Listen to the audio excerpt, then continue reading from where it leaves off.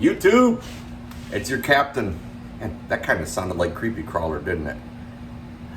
YouTube. Hey, nah, he does it better.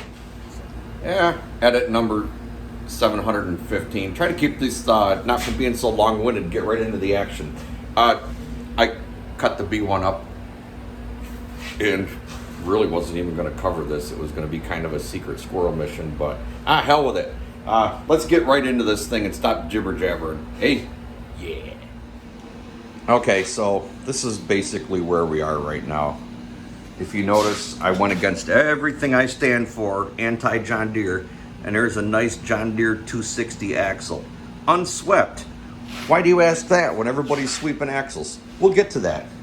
But there's rumors out there that at Good Evening Ranch, I may have broken not only one, but two factory wheel horse spindles. And one of them. They're just, even braced, they're just busting clean off. There was 4 or 5 guys busting spindles. Folks, we're really pushing the limits of these machines, and we're gonna start finding the weakest link. So rather than reinvent the wheel, I said, hell with it. I'm just gonna go against everything I stand for and put a friggin' Deere axle in this thing. But in order to be different, unswept. Why? All right, let's get back to that now. If you look, the battery box, battery is gonna be located back here now. Why is that? Well, because the battery doesn't fit up here anymore. Why is that? Well, because the steering shaft is approximately 2 inches ahead or a little more now. Why is that? Because the whole dash is. Look, that's where the dash used to attach. Look where she is now. Even shorten the hood. I got a little close there. I might have slipped a little bit and cut on the wrong side of the line, but she's gonna be all right. But you know, the whole idea of keeping this thing as much tractor as possible, still looks like a tractor, right? Look at the seat location versus the rear axle center line, okay? That's with the seat all the way back. Now that the dash is forward, now where are we versus the axle center line? Yeah. Obviously had to extend the shifters and everything. The Jenny beer tap's gonna have to go unless I make a little extension on this, but I may put a different shifter on it altogether. So let's step over here to the drawing board real quick. That's a tractor, shut up, all right? I'm not an artist. So, why are we doing this? Why did I move my dash ahead in order to move the seat ahead and still have room? Well, it's to get weight forward of that rear axle center line. Right? Well, that's real easy to do. You stretch the tractor right here, you move this all back and you keep the seat in the same spot, right? What happens? Everything went back, seat's in the same place, you got weight forward of the center line. What happens when you stretch the front end? You put a swept axle in, and you get it way out there. You lengthen the wheelbase, makes it harder to lift the front end up, right? Why didn't I just do that? Well, number one, because I don't do what everybody else does. I have to go the hard way and come up with my own ideas. But the main reason is this. This is a short wheelbase. It was actually, I believe, for wheel horses. These mid-70s ones were actually like a medium frame, they called them. It's 43.5-inch wheelbase. That's not real long. This thing is not the greatest on a hill, neither is its rider, but mainly because of that short wheelbase. However, what it really excels at is tight trails, getting around corners, and getting over big breakovers, big rocks and stuff. This thing will crawl over stuff and not touch the ground way before a lot of these guys with the long stretch tractors will hit. And I don't know, I guess I just kind of thought we'd try something different here. Try to get weight forward of that rear axle center line without lengthening the wheelbase. And if it doesn't work, like, first of all, we're gonna keep the straight front end, all right? Regardless of what one we use. If I go back to a wheel horse one and build my own knuckles, we're using a straight front end. My OCD does not like a swept axle like this. It looks like somebody backed the thing into a fence post and bent the front end forward. I don't know, it's just one of those weird things. So if it doesn't work, yeah, we can stretch the ass. That really put me ahead, but we're right at the point now, it's gonna start looking goofy. So we could cut this rear bracket off, finish cutting the rest of my attachment mat. Here we go again. Yep, we can make this the rear mount for the axle, move this mount up here, extend it a little bit, and there we're gonna have about, that would give us about 3 1/4 inches of front end stretch. I'm hoping we don't have to do that. So, but there's a good view from the side.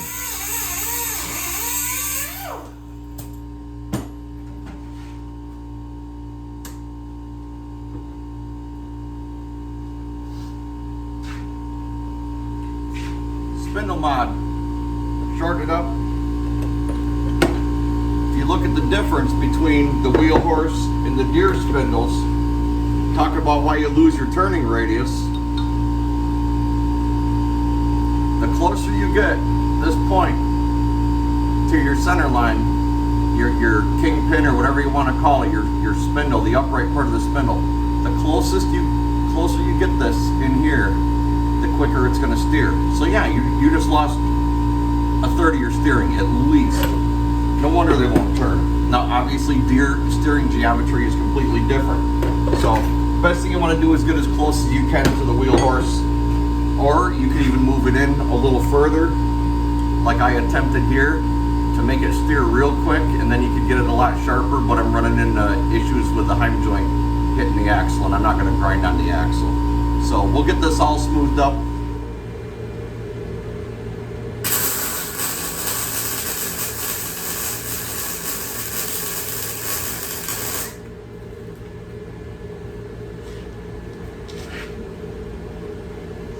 So, spindle is a little warm yet. Welded up, that's our little brace. We're trying something here. We've kind of thrown our heads around, a couple of us, and wonder about what causes these spindles to snap instead of bend. And it's usually the braced ones that don't bend, and we're wondering about putting too much heat in here, essentially making this stronger, but it will snap off instead of bend, and you know we'd rather have stuff bend. So if you look, that's all I'm doing on the bottom, just a couple little booger welds, and then a nice weld along the top because I'm not as concerned about it there. So I don't know. It's a 1-inch spindle. It probably don't matter anyways. These things are freaking beef. All right, back to the drawing board. Let's talk about Ackerman. We're gonna make this real quick. You notice that your spindles, let's take a look at the spindle. This angle right here is greater than 90 degrees. I'll show you why. I'm not a suspension god or anything, but I know a good Ackerman when I see one. All right, basically when you're making a sharp turn, and the sharper it is, the more aggravating it can be, what's happening to these tires? See how this one's turning a tighter radius than this? That's where your Ackerman comes in. This actually came from back in the horse and buggy days, no joke. All right. If you want to get yourself in the ballpark, now we're not building cup cars here, we're not launching space shuttles, all right? You want your steering arms to basically hit the center of your rear axle center line, all right? That's going to get you in the ballpark, that's going to get you darn close, and it all has to do with the angles when you're steering. This one, you're actually approaching closer to 90 degrees as this one is pulling away. That will cause this tire to turn sharper and vice versa, all right? There's just a quick one, all right? So get your Ackerman right, and it's actually usually pretty close on these tractors, but if you start building your own spindles and stuff and you don't do Ackerman, you will have trouble turning and tight maneuvers, all right? Horse and buggies had problems with that in the 1800s, and I actually believe the guy's name was Ackerman that invented it. Huh, imagine that. So there you go. Pretty much straight across here, and if you look from this point right down that line, I know it's hard to see from here, but you're going to be going about the center of that axle. Close enough for this ball game, I'll tell you that. Ackerman, do it. All right, we're back again here at Super Squirrel Acres. It is now a happy Friday, the, I don't know what the hell it is, 15th or 16th or something. There's a reason I call this Super Squirrel. Thank you, ADHD. It's actually kind of fun once you embrace it. One thing leads to another, so this little short project turned into a big one. We're going to rename this video a EFF ton of work. I didn't say the word. I know, you know, People are watching that kind of stuff. So let's call it a truck ton of work and changes and modifications. Let's go to this one. I want to show you all something. I want you to look at this corner of the hood and line it up with the fender and the rear tire back there.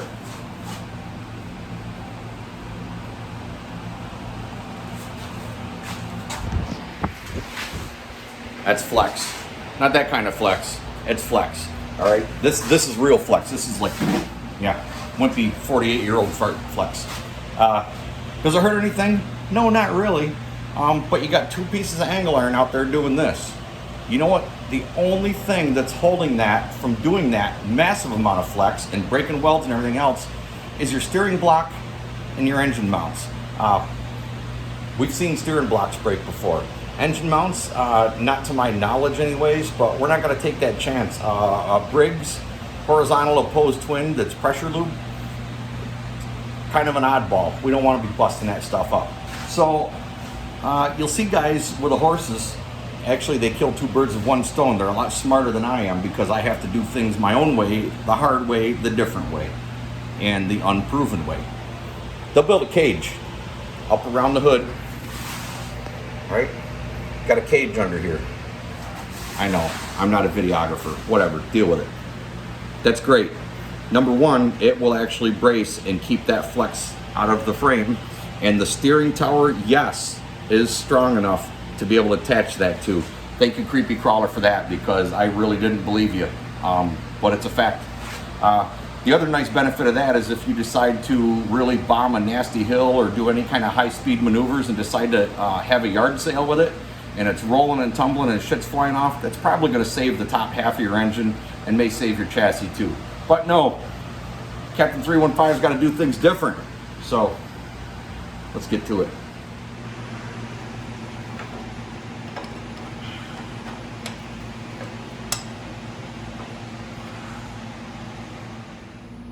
There's our finished product, and some of the welds just laid out nice, and other ones are just kind of bird shit. And that's kind of what you get when you got something that's not completely clean and fresh and all that snazzy stuff. But hell, it looks good from my house. It'll look good from your house. It's underneath anyways. Nobody will see it unless I'm yard sailing.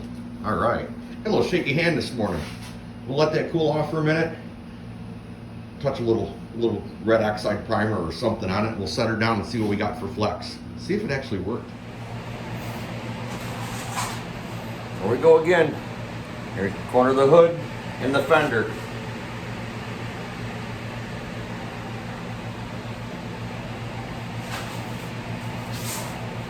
I'm actually surprised. Figured it would take about 99% of the flex out of it. It took more like probably 75% of the flex out of it, but big difference.